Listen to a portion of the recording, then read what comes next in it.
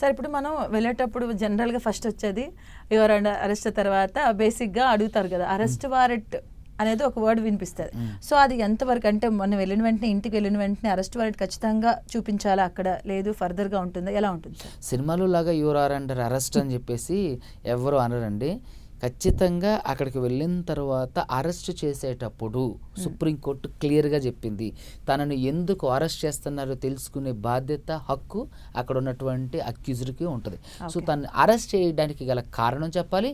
తను అరెస్ట్ అయ్యేటానికి గల వివరాలు చెప్పాలి. వారెంట్ ఒకవేళ ఉంటే వారెంట్ చూపించాలి. లేదంటే కాగ్నైజబుల్ అఫెన్స్‌లలో ఏంటంటే కాగ్నైజబుల్ అఫెన్స్‌లు సెక్షన్ ఉన్నప్పుడు అరెస్ట్ చేయొచ్చు. ఈ పలానా పర్టిక్యులర్ ఇష్యూ మీద నిన్ను అరెస్ట్ చేస్తున్నాం. దీన్ని అరెస్ట్ చేసేటప్పుడు వాళ్ళ కుటుంబ సభ్యులకు తెలియజేయాలి. వాళ్ళ కుటుంబ సభ్యుల్ని పిలిపించాలి. సో, ఒకవేళ అరెస్ట్ చేస్తే రిమాండ్ చేశారనుకోండి, రిమాండ్ కాపీస్ వాళ్ళకిచ్చి రిమాండ్ కాపీస్ ఇచ్చి మీరు బెయిల్కి అప్లై చేసుకోండి అని చెప్పేసి రిమాండ్ కాపీస్ ఇవ్వాల్సిన బాధ్యత పోలీసులు. అరెస్ట్ చేసినట్లయితే రిమాండ్ కాపీస్ ఇవ్వాలి. సో, రిమాండ్ రిపోర్ట్ కాపీస్ ఇవ్వాలి. సో, చాలామంది ఏం చేస్తుంటారు, ఇబ్బంది పడుతుంటారు, అసహ్యంగా మాట్లాడుతుంటారు, ఇలాంటివన్నీ చేస్తుంటారు. ఇక్కడ సాయి కృష్ణ విషయానికి వస్తే తను ఆఫిచ్యువేటెడ్ అఫెండర్ అని చెప్పేసి తను గంజాయి అని ఇంకోటని ఏవేవో ఉన్నాయి. అవన్నీ ఉన్నంత మాత్రాన్ని చంపేస్తారా? బట్ ఇప్పుడు మీరు అన్నట్టు అరెస్ట్ వారెంట్ ఖచ్చితంగా అరెస్ట్ వారెంట్ ఇవ్వాల్సిందే. ఎందుకు అరెస్ట్ చేస్తానన్న విషయాన్ని అక్కడ ఉన్నటువంటి అక్యూజ్డ్కి తెలియచేయాలి. అక్యూజ్డ్ ఎవరైతే ఉన్నారో వాళ్ళ కుటుంబానికి రిమాండ్ కాపీస్ కూడా ఇవ్వాలి.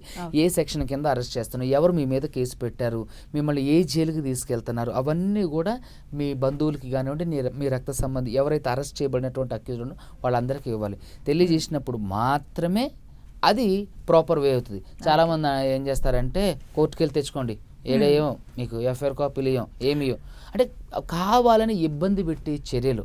సో, ఇక్కడ ఎస్పెషలీ ఈ కేసులు ఎస్పెషలీ సాయి కృష్ణ అంటే మా ప్రయత్నం కూడా ఇలాంటివి తెలియదు, అలాంటివి ఖచ్చితంగా ఇవి కొన్ని లాస్ ఉన్నాయి అని చెప్పే ప్రయత్నం కూడా మాది కూడా ఉంది.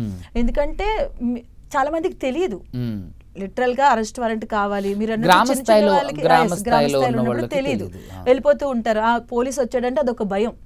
ఖచ్చితంగా వాళ్ళు పిలిచారంటే సార్ పిలిచారు వెళ్ళాలి స్టేషన్ వరకు అన్న ఒక ఆలోచనతోనే ఉంటారు. ఈ రైట్స్ అనేవి తెలియవు. ఆ రైట్స్ మీద మనం ఫోకస్ చేస్తే ఇప్పుడు మీరు చెప్పినట్టు కరెక్ట్ గా ఖచ్చితంగా అరెస్ట్ వారెంట్ అనేది ఉండాలి. అలానే అరెస్ట్ అంటే అరెస్ట్ వారెంట్ తర్వాత ఎలా వెళ్తుంది? ఇప్పుడు ఎవరైనా మన బంధువులు ఉన్నారు, వాళ్ళ పేరెంట్స్ లేరు, ఆ లిమిట్ ఎక్కడి వరకు ఉంటుందండి? మీరు అడుగుతారు కదా, నువ్వెవరా మధ్యలో మాట్లాడడానికి అని అపోజ్ చేస్తూ సో ఆ బంధువుల్లో ఎంతవరకు ఆ లిమిట్ అనేది ఉంటుంది? బంధువులు ఎవరైనా వెళ్ళొచ్చండి. ఎవరైనా బంధువులు దూరం, ఇప్పుడు చాలా మంది ఆర్ఫన్స్ ఉంటారు, లేదా తల్లిదండ్రులు చనిపోయిన వాళ్ళు ఉంటారు, లేదంటే కుటుంబంతో గొడవలు అయిపోయి విడిపోయిన వాళ్ళు ఉంటారు. సో, తన తరపున ఎవరైతే వెళ్ళారో వాళ్ళ రికార్డులో రాసుకొని వాళ్ళకి వివరాలు ఇవ్వాలి, వాళ్ళకి రిమాండ్ రిపోర్ట్ కాపీస్ ఇవ్వాలి. ఆ రిమాండ్ రిపోర్ట్ కాపీస్ ఇస్తే వాటిని బేస్ చేసుకొని ఎవరైతే అక్యూజ్డ్ ఉన్నారో ఆ అక్యూజ్డ్ సంబంధిత ఆ పోలీస్ స్టేషన్ ఏ కోర్టు పరిధిలోకి వస్తుందో ఆ కోర్టు దగ్గరికి వెళ్ళి ఎఫ్ఐఆర్ కంప్లైంట్ కాపీని అక్కడ వెళ్ళి, అంటే ఎఫ్ఐఆర్ కంప్లైంట్ కాపీ కూడా వెళ్ళి సంబంధిత కోర్టులో సిఏ కాపీ అప్లికేషన్ అంటారు.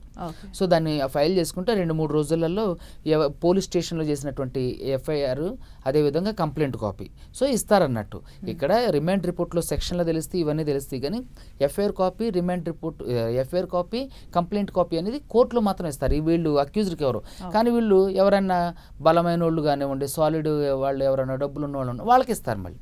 సో, సామాన్యుడికి ఇక్కడ సామాన్యుడికే ఏది జరగదో, ఏది దొరకదో, ఏది అందదో.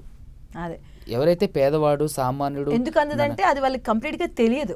ఇది మా రైట్, మన హక్కు అని తెలియక అది మిస్కమ్యూనికేషన్ అనేది జరుగుతుంది. పోలీస్ స్టేషన్లో ఇప్పటికీ కొడతారు, స్టిల్ ఇప్పటికీ కూడా పోలీస్ స్టేషన్లో కొడతారు.